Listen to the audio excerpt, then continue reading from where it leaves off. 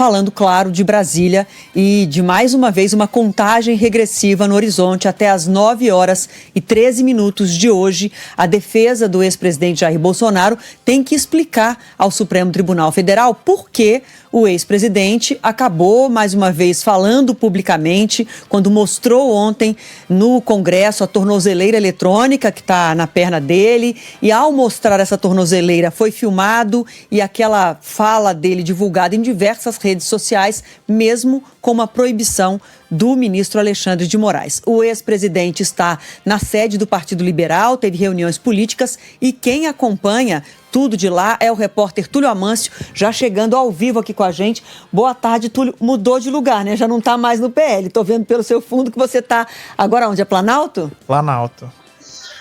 Agora é Planalto, exatamente. Eu saí do PL porque Bolsonaro saiu de lá também, foi para casa. Boa tarde a você, Adriana, ao Frumento e a todo mundo. Isso foi agora há pouco? Isso foi agora há pouco, tem coisa de 20 minutos, meia hora, depois de passar o dia reunido com políticos aliados, principalmente os bolsonaristas, aqueles que são raiz mesmo, sabe? E também com a defesa para justamente preparar essa peça, Adriana e Frumento, porque daqui pouco mais de 5 horas acaba esse prazo de 24 horas que Alexandre de Moraes, como você disse, Adriana, deu para a defesa de Bolsonaro se manifestar sobre a fala que ele fez ontem ali na Câmara dos Deputados, próximo ao local que é conhecido como Chapelaria. Para quem não conhece, a Câmara é a entrada ou a saída da Câmara, depende do ponto de vista, onde antigamente todos usavam chapéus e deixavam ali seus chapéus. Hoje o nome permanece, mas não tem chapéu nenhum ali. Então, Bolsonaro ontem decidiu mostrar a tornozeleira eletrônica e se expressou, disse que estava sendo perseguido, que não tinha cometido nenhum crime, que não tinha traficado drogas, que não tinha matado ninguém, etc. e tal. E ele foi filmado por muita gente, e muita gente usou nas redes sociais, e muitos veículos estavam transmitindo também em lives nas redes sociais. E 3 horas antes, o ministro Alexandre de Moraes tinha decidido, publicado uma decisão, uma determinação de que Bolsonaro não poderia usar a rede social dele nem a de outros, para se manifestar. E isso se encaixa até no caso de entrevistas, Por exemplo, se ele for dar uma entrevista para um veículo de imprensa, se esse veículo transmitir a entrevista no YouTube, numa rede social, depois publicar cortes, isso é entendido como o uso de redes sociais de outros. Então, Bolsonaro seria preso por isso. E agora o Bolsonaro tem esse prazo para se responder, que está acabando daqui 5 horas mais ou menos. Eu conversei com advogados dele hoje durante o dia. A principal alegação, primeiro, vai ser que está confusa essa decisão de Moraes, que eles não entenderam até onde podem ir, e isso vai ser alegado pela defesa de Bolsonaro. E um outro ponto que eles vão tocar também é que Bolsonaro falou num espaço público, ele não falou utilizando as redes de ninguém, e ele não tem gerência sobre as redes sociais dos outros, que ele não sabia ali se alguém ia transmitir, ia publicar. Isso vai ser o que a defesa vai alegar. Agora, o que Moraes vai entender disso, aí são outros 500.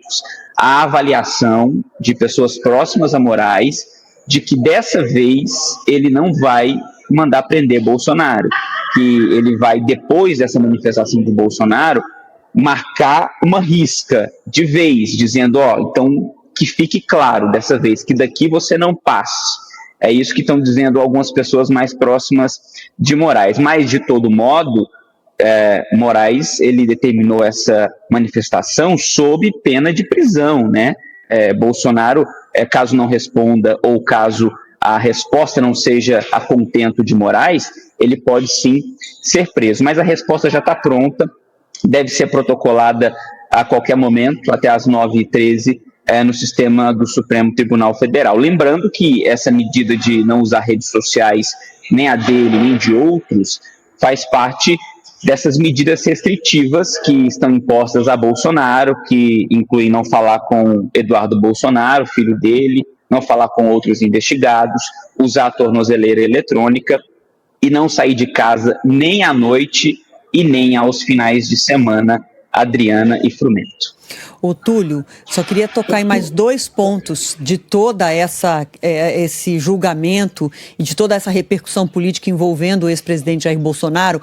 Um deles é o voto do ministro que faltava, Luiz Fux, em relação justamente a essas medidas restritivas, voto que saiu ontem à noite, e é o voto discordante. Então não foi uma unanimidade dentro da primeira turma essas medidas restritivas decididas por Alexandre de Moraes e que 3 ministros acompanharam, mas que não foram acompanhadas pelo Fux. Isso eu acredito que, de acordo com a análise de vários especialistas no curso desse julgamento, isso abre uma chance da defesa de Bolsonaro argumentar justamente pelos pontos, inclusive, que o próprio Fux já havia levantado ao longo dos interrogatórios. Esse é um ponto. E o outro ponto é, de qualquer forma, se for um ultimato, como você disse, de Moraes em relação ao ex-presidente, de qualquer forma, hoje, ele já se recolheu um pouco, com a história também do presidente da Câmara, Hugo Mota, ter jogado um balde de água fria aí na oposição, dizendo que não pode ter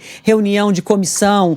As comissões em que a oposição tem maioria achavam que poderiam se reunir mesmo em recesso. Então, vendo que não tem um apoio político, ao contrário, teve um pé no freio do lado de Hugo Mota, Bolsonaro hoje, de alguma forma, se recolheu. É isso, ele ficou muito assustado, segundo interlocutores, depois do que aconteceu ontem. Porque o que havia sido combinado na reunião do PL na Câmara dos Deputados era que ele apenas mostrasse a tornozeleira, que ele não falasse nada. Mas no impulso, ali no jeito Bolsonaro de ser, ele acabou, muito verborrágico, ele acabou soltando aquelas palavras.